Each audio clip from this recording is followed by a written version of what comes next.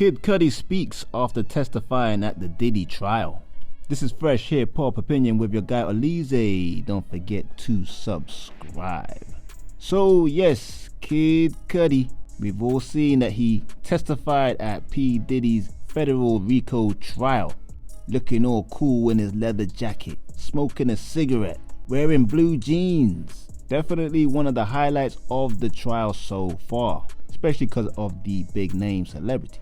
But I'm going to react to it. I'm going to talk about what actually happened. So obviously this was centered around P. Diddy allegedly blowing up Kid Cudi's vehicle all those years ago because he was dating Cassie when Diddy and Cassie were going through a bad time in their relationship. And according to Cudi, he didn't even realize that Diddy and Cassie were still together. But one of Diddy's workers, Capricorn Clark, was with Diddy and one other individual, another man, and basically made their way. They drove down to Kid Cudi's home. Allegedly, Capricorn Clark was pretty much forced, you could say kidnapped, for this situation, for this specific situation. Well, allegedly Diddy then broke into the home. They moved all the cameras away that Kid Cudi had at his home, and that's why security did not pick up any individuals breaking into his home. And how did Diddy know where Kid Cudi lived? You guessed it, it was Cassie. Now Kid Cudi did say that Diddy had asked for his address prior to this, but it was actually Cassie that provided the address to Diddy. But while Diddy was in his home, Cassie actually called Kid Cudi and warned him. But according to Kid Cudi, when he was testifying, Cassie seemed very emotional and in tears while telling him.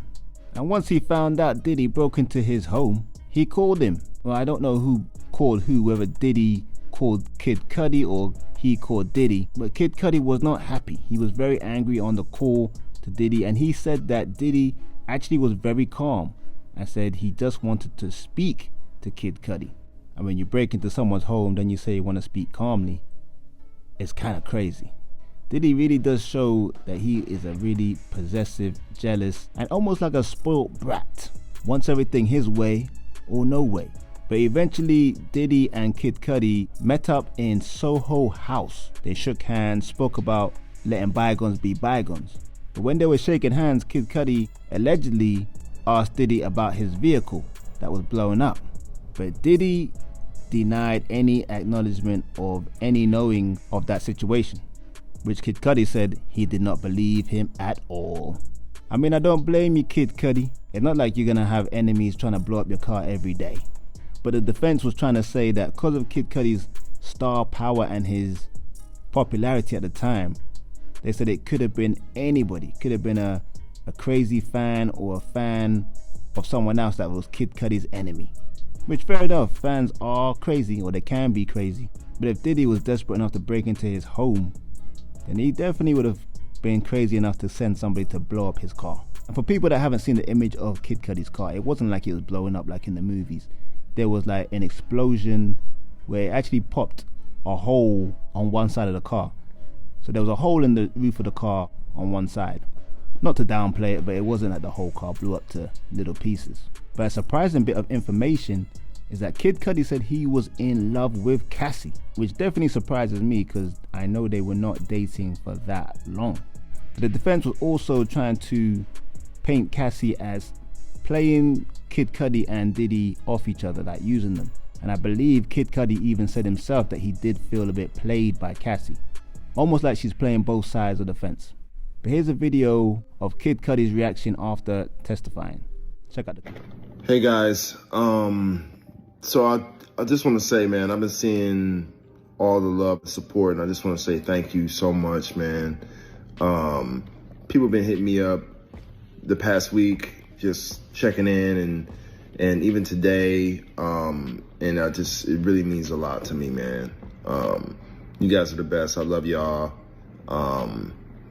This is a stressful situation. I'm glad it's behind me, and yeah, I love y'all, man. Big love. Go stream Neverland.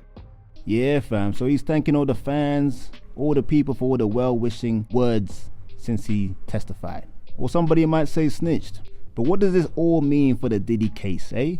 You must be wondering, this has nothing to do with trafficking or racketeering. But you will be wrong. Racketeering is, in a simplistic term, this alleged blowing up of Kid Cudi's car can come under racketeering, because racketeering was pretty much made for gangsters, organized crime, to benefit your organization. So the prosecution are going to try and say that this blowing up of Kid Cudi's car was an organized crime to benefit the Diddy organization. But really, if you look at it, this crime doesn't really benefit Diddy in some sort of organized company way, like an organization.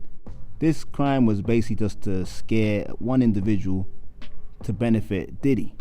For them to tie this into the racketeering, I feel it would be unsuccessful. But I'm not a lawyer, I could be wrong. But what people are now saying is this Capricorn Clark, Diddy's former employee, could be a key witness in this case. If they get this individual to testify, they can make their story stick and say, yeah, Diddy got me, put me in a car against my will to do this crime.